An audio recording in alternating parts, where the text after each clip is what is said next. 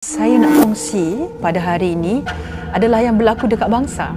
2006 kat rumah satu ni, saya tak akan reveal housemate saya pada waktu tu, iaitu arwah Yani Julkarim.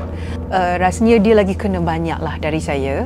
Tapi saya sebagai seorang kandazan, kita orang memang ada darah untuk merasai kewujudan makhluk-makhluk yang halus, yang maybe tak boleh dilihat dengan mata kasar, tapi saya memang boleh rasa, memang keluarga saya memang ada kebolehan ini.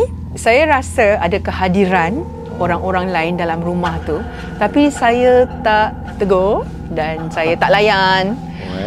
Tapi saya ingat sewaktu saya berenang dekat kolam renang ke bawah tu, mata saya tertarik kepada rumah yang dekat sebelah tu. Rumah tu abandoned, rumah banglo yang mewah, dan rumah tu memang terbiar usang, memang nampak dah terbiar dah bertahun-tahun dah, lama dah. Tengok dan saya ada firasat yang sebenarnya ada sesuatu, ada kaitan. Apa yang saya rasa dekat rumah ni ada kaitan dengan rumah tu. Tapi saya boleh rasa dan boleh dengar macam footstep orang tengah lalu lalang dekat depan koridor. Padahal dalam bangunan tu ada 12 unit. Hanya 2 unit yang occupied, iaitu rumah saya dengan adik jiran. Lalas jiran tu pun caw. Rumah tu cantik. Semua unit dia jenis luxury punya unit. Dan tak ada siapa nak duduk situ. Tapi saya cuba untuk tak fokus.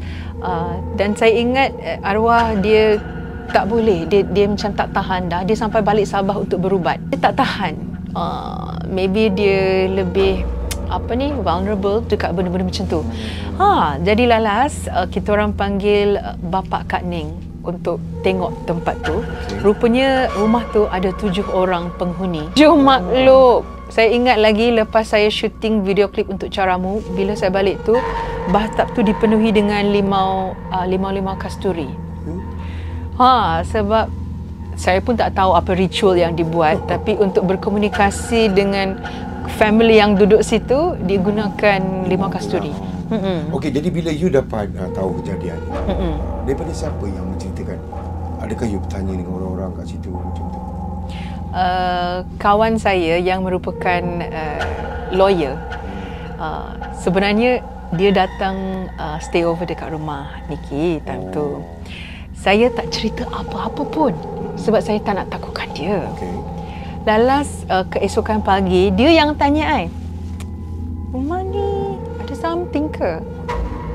Kenapa dia cakap macam tu? Tak, semalam yang you dah tidur tu, dekat dinding sebelah, dengar macam bunyi tam. Macam orang mentak tepi gitu ya. Tapi ini dinding kot. Untuk kita orang boleh dengar, kena satu tangan yang sangat, tangan besi kot, tak tahu. Tapi dia dengar dan dia experience. Saya tak cerita apa-apa. So dia sendiri Google sejarah area tu dan dia yang mendapat tahu kisah rumah tu. Tapi rumah tu memang ada lagi sekarang ni? Ada lagi, tapi last saya tengok dia dah renovate, dia tambah lagi unit, dia bagi cantik lah tempat tu. Tapi macam you sendiri pernah mengalami yang paling teruk sekali dekat situ apa dia? Mungkin you bangun tidur tiba kat bilik rumah sebelah ke, tak ada macam? Rasanya saya bangun, saya rasa bibir saya macam pedih. Saya tengok dekat cermin ada dua bintik darah.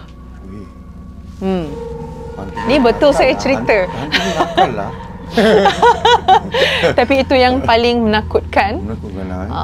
Tapi tak ada ke macam gangguan, ada nampak budak-budak kecil lari ke, anak siapa ni? Ada pernah macam tu? Saya tak experience yang direct macam tu. Saya boleh rasa. Dan yang paling kelakar, saya rasa paling selamat tidur dekat dalam ruang tamu.